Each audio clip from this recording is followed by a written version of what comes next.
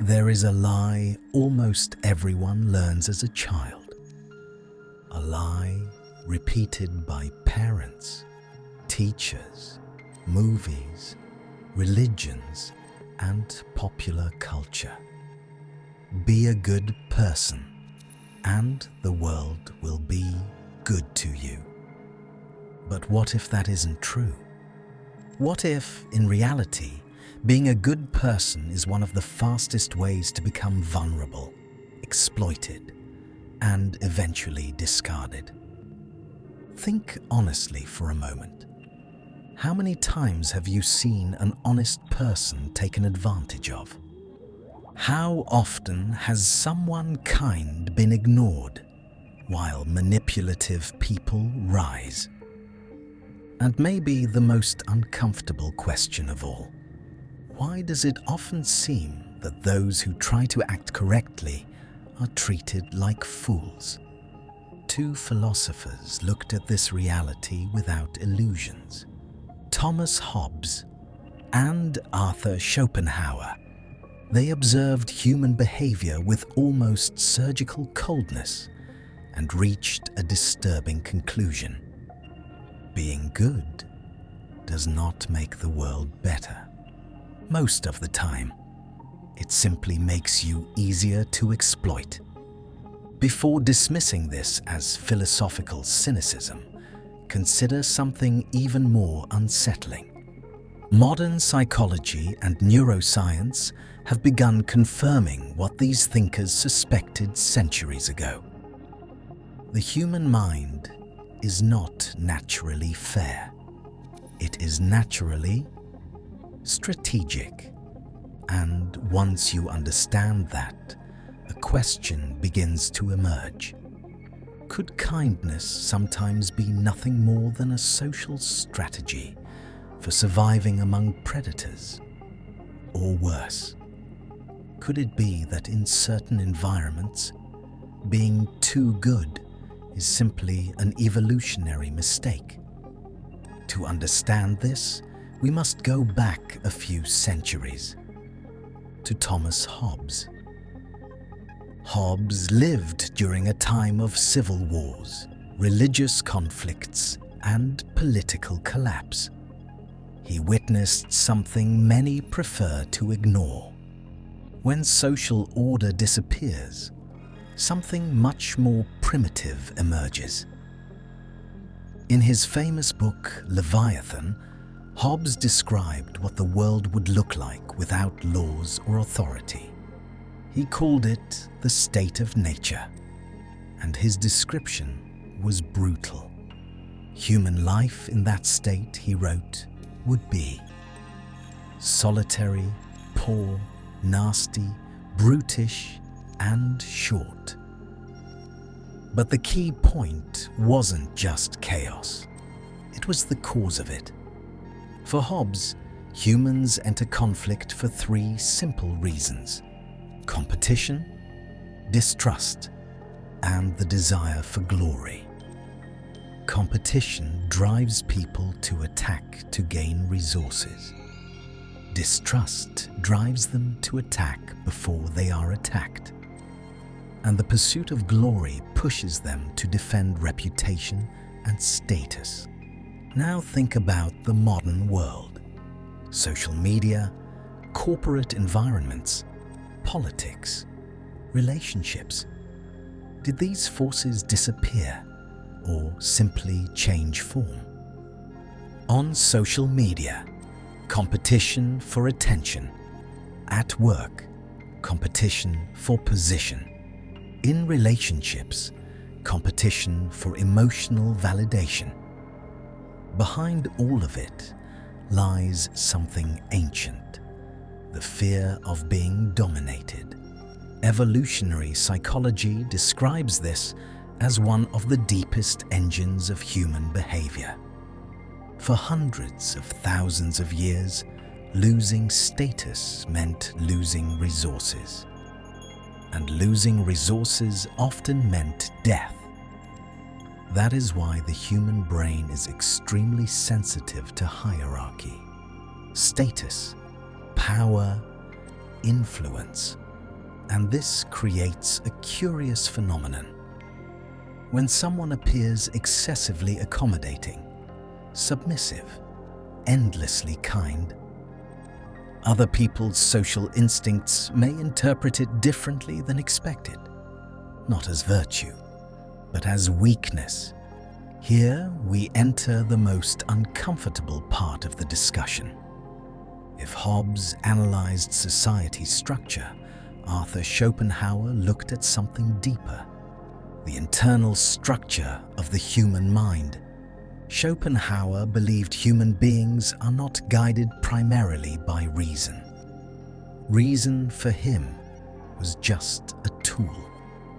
The real driving force of life was something he called the will, a blind, irrational force pushing living beings to desire, compete, and survive.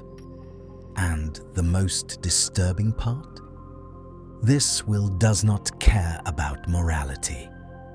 It does not care about justice. It only cares about continuing to desire, continuing to seek advantage, continuing to exist. That is why Schopenhauer believed human beings are profoundly selfish, even when they believe they are altruistic. Modern psychology echoes this idea through a theory called psychological egoism.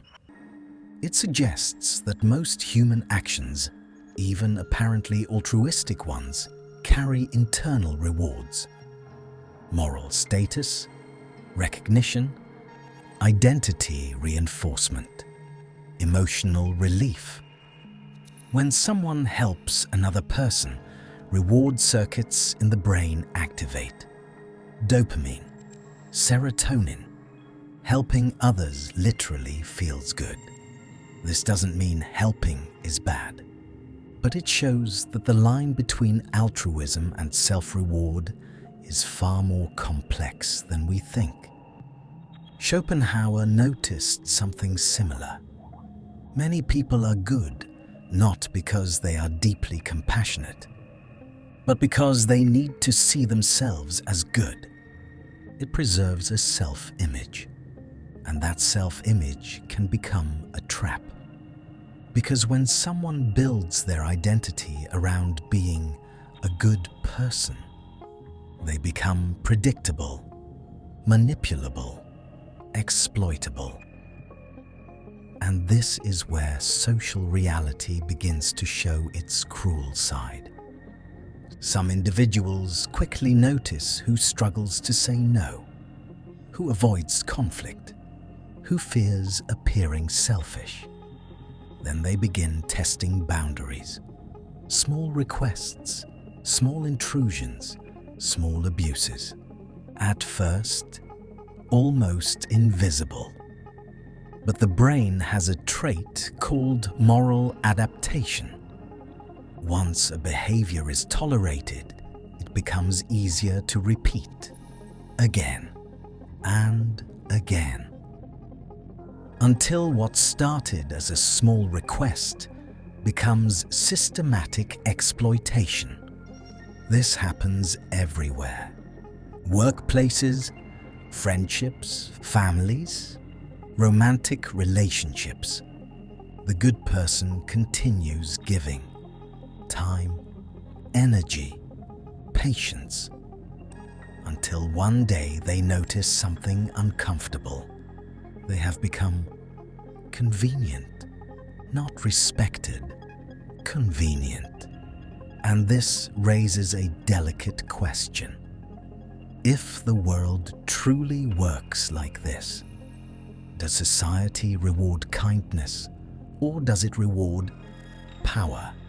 Here we enter the thinking of Niccolò Machiavelli. Machiavelli observed political leaders with brutal honesty, and he noticed something still true today. People say they admire virtue, but they often follow strength. This doesn't mean people love tyranny. But the human brain tends to respect those who can impose limits, authority, autonomy, presence. When that presence is absent, something interesting happens. Even well-intentioned people begin treating a kind individual with less consideration. Not consciously, but through a deep social mechanism, a kind of hierarchy radar. Carl Jung described something related through the concept of the shadow. Every human carries aggressive and competitive impulses, but many people try to deny this side of themselves. They try to be only good, only understanding, only altruistic. The problem is that when someone represses their shadow completely, they lose the ability to defend themselves, to set boundaries, to say no. And the world senses this, even if no one says it out loud. Imagine two people. The first is kind, but knows how to enforce boundaries. The second is kind, but avoids all confrontation. Which one is more likely to be respected? The answer seems obvious, yet millions live the second reality every day. Because they were taught that kindness means avoiding firmness. But total kindness rarely creates harmony. It creates imbalance. Every social system, from tribes to corporations, functions through balance of forces. When someone refuses to occupy their space, someone else inevitably will. And slowly, a psychological transformation begins.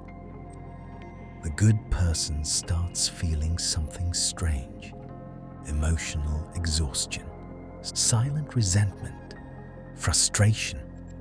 They keep giving, but inside them, something accumulates. Schopenhauer believed much of human suffering comes from the conflict between desire and reality. We desire justice, recognition, reciprocity. But the world often responds with indifference or exploitation. When this gap persists long enough, a dangerous state emerges. Resentment. Friedrich Nietzsche later explored this deeply. Resentment is different from anger. Anger is direct. Resentment is silent. It grows slowly inside people who feel wronged but cannot react. And here lies a philosophical irony. Many extremely good people do not suffer because others are cruel. They suffer because they never learned to combine kindness with strength. They never balanced compassion with authority. Without that balance, kindness can transform into something very different. Not virtue, but submission. Schopenhauer made another uncomfortable observation. True compassion is extremely rare, because feeling another person's suffering as your own requires a deep rupture with the ego, something very few people achieve. Most morality is simply a social system designed to maintain order, and when incentives change, behavior changes too.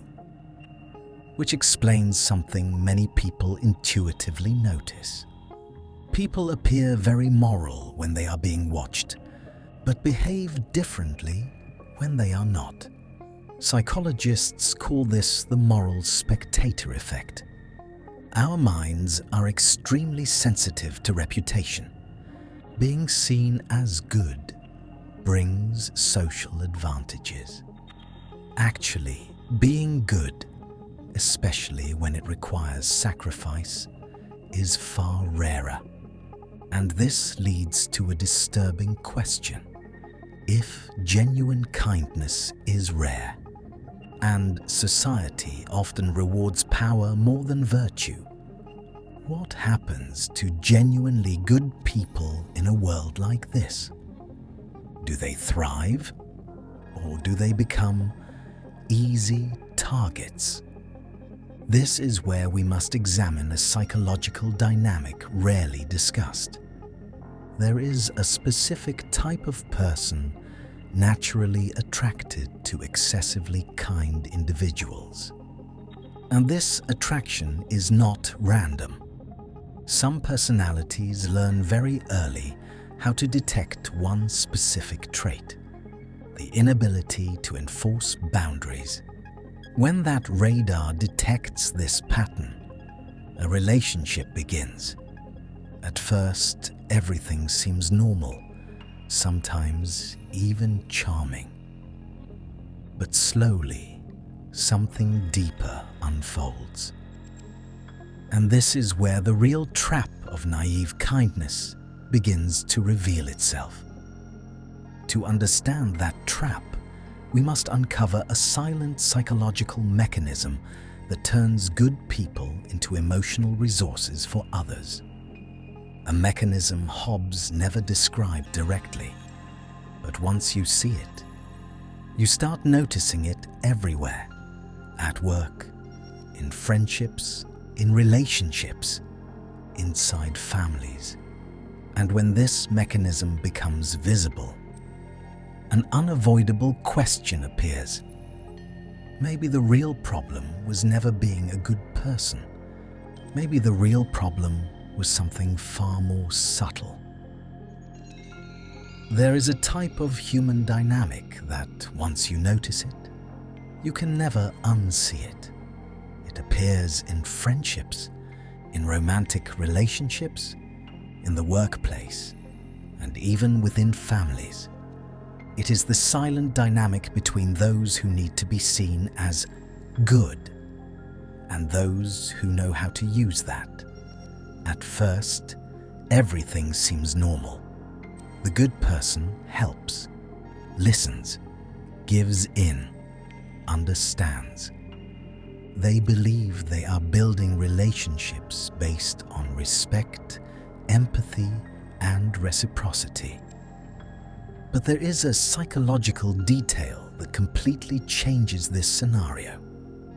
Reciprocity is not automatic. It depends on something essential: balance of power. When two people have clear boundaries, both know there are lines that cannot be crossed. But when one of them repeatedly shows that they cannot defend their own boundaries, something happens. The other person's social brain registers this information, and that registration changes behavior, not necessarily consciously, but very consistently. Small requests begin to appear. Can you do this for me? Just this once. I really need your help.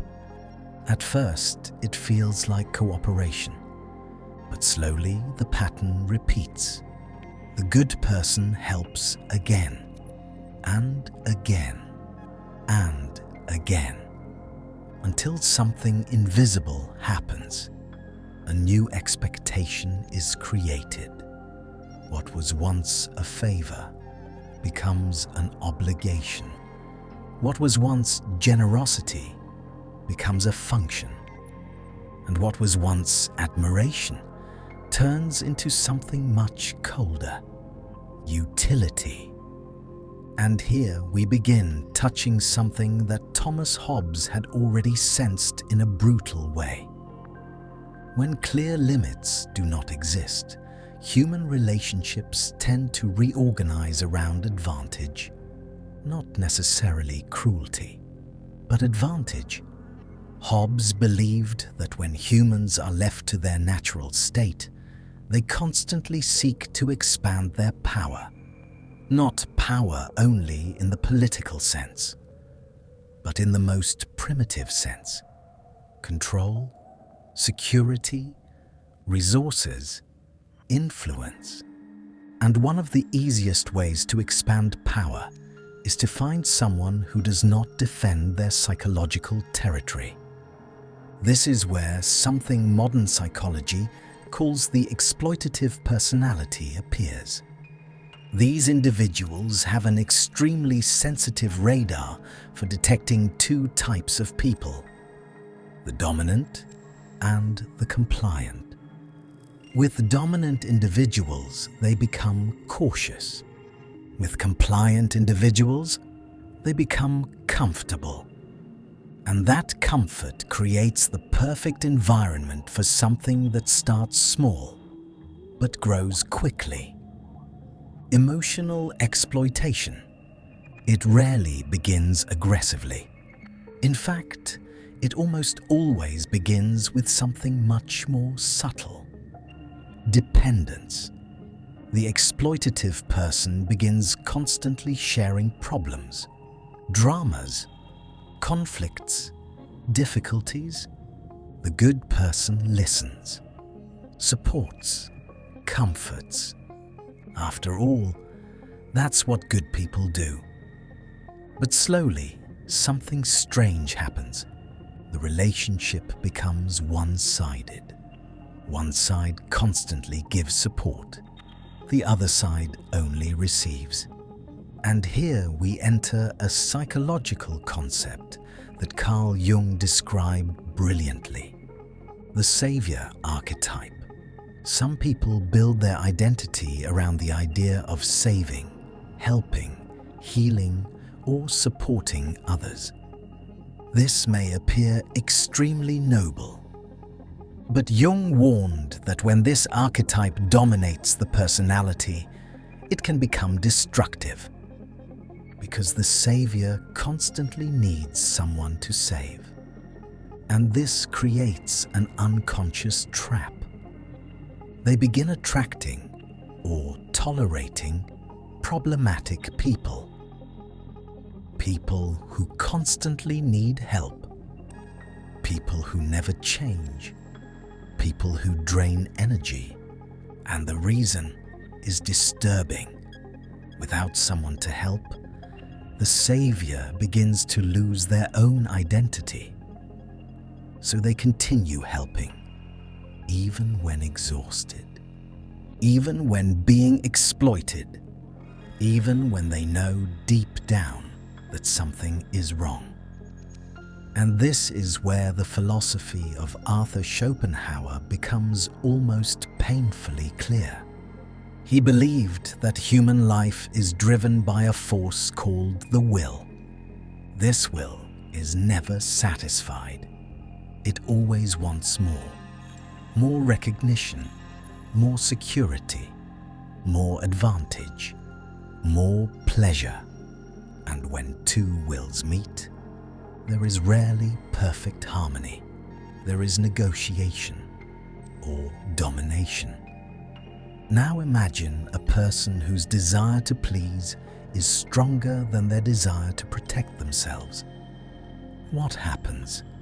They become open territory, without fences, without borders, without resistance, and the world inevitably begins to occupy that space. But something even deeper is happening inside the mind of the good person. Something neuroscience has begun to reveal. Our brain has a powerful system called the social reward system. When we are accepted, validated, praised, the brain releases dopamine, the same neurotransmitter associated with pleasure and motivation. This means social approval can become highly addictive. Some people begin to depend deeply on that feeling. They want to be seen as good, as reliable, as generous, as indispensable. And to maintain that image, they keep giving, even when it begins to cost them time, energy, emotional health, self-respect. But there comes a moment when this strategy begins to fail, because approval based on usefulness is extremely fragile. While you are providing something, you are valued. When you stop, something changes, and that moment is often brutal. Suddenly, the person who always received your help becomes irritated when you say no. The person who praised your generosity now says you have changed, that you're different, that you've become selfish. And this creates a deep psychological shock, because the good person believed the relationship was based on affection. But now they realize something different. It was based on convenience. This is one of the most painful moments of psychological maturity. Realizing that some people were never beside you. They were beside what you provided. Friedrich Nietzsche explored something very close to this idea when discussing the difference between slave morality and master morality. For Nietzsche, many moral systems were created by people who lacked power. So they built moral frameworks that glorified humility, submission, and obedience, while demonizing strength, pride, and autonomy. This does not mean Nietzsche defended cruelty, but he believed that completely denying one's instinct for strength created resentful individuals. Individuals unable to affirm their own existence. And this raises an uncomfortable question. Perhaps the true opposite of kindness is not cruelty. Perhaps the true opposite of kindness is weakness. Because real kindness requires something many people overlook: strength. Only someone capable of enforcing boundaries can choose kindness without becoming vulnerable. Only someone capable of saying no can truly choose to say yes. Without strength, kindness becomes submission. Without boundaries, compassion becomes exploitation. And this brings us back to Jung's shadow. Integrating the shadow means accepting something many people try to deny. You also possess aggression, a defensive instinct, the ability to confront. And this is not something negative. In fact, it is essential, because a person completely incapable of healthy aggression becomes predictable. And predictability is one of the most dangerous things in competitive social environments. Niccolò Machiavelli observed this brilliantly centuries ago. He wrote that the ideal ruler should learn to be both lion and fox, strong enough to intimidate threats, and intelligent enough to detect traps. But there is something even deeper in that idea. A truly good person is not someone incapable of harming others. A truly good person is someone who could harm, but chooses not to without reason. There is a massive difference between incapacity and choice. Incapacity is born from weakness. Choice is born from awareness. And this completely changes the meaning of goodness. At that point, kindness stops being submission and becomes controlled power. But there is one final element to this story, perhaps the hardest one to accept. Because when someone begins developing boundaries, when they begin saying no, when they begin occupying their own space, something inevitably happens. Some people disappear, relationships change, dynamics break. People who once seemed close begin to distance themselves, and that can be deeply painful because it creates a sense of loss. But there is a philosophical perspective that completely reframes this experience. Socrates once said something that echoed across centuries. The unexamined life is not worth living. When you begin examining your relationships, your patterns, your choices, some illusions inevitably collapse. But something far more valuable appears in their place: clarity. You begin to see who truly respects you, who values your presence, and who only valued your usefulness. And slowly, a new form of kindness begins to emerge. A more mature kindness, more conscious, more strategic. A kindness that does not come from the need for approval, but from the freedom to choose. And that may be the deepest truth philosophers like Schopenhauer, Hobbes, Jung, and Nietzsche were pointing toward in different ways. The human world will never be perfectly just. It will never be a place where kindness automatically brings reward. But that does not mean being good is a mistake. It simply means kindness without awareness is naivety. Kindness without boundaries is an invitation to exploitation. But kindness combined with inner strength, that becomes something rare, something powerful, something that transforms not only your relationships, but the way you occupy the world. Because when you finally understand this, a silent shift happens inside you. You remain kind, you remain generous, you remain human. But now something new exists. A solid center, a psychological territory you no longer give away. And interestingly, that is exactly when people begin treating you differently, with more care, with more respect.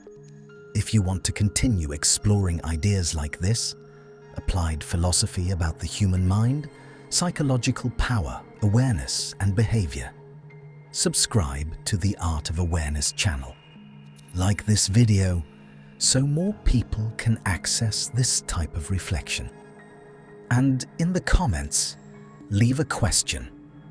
In your experience, does the world really reward good people? Or does it reward those who learn to balance kindness with strength?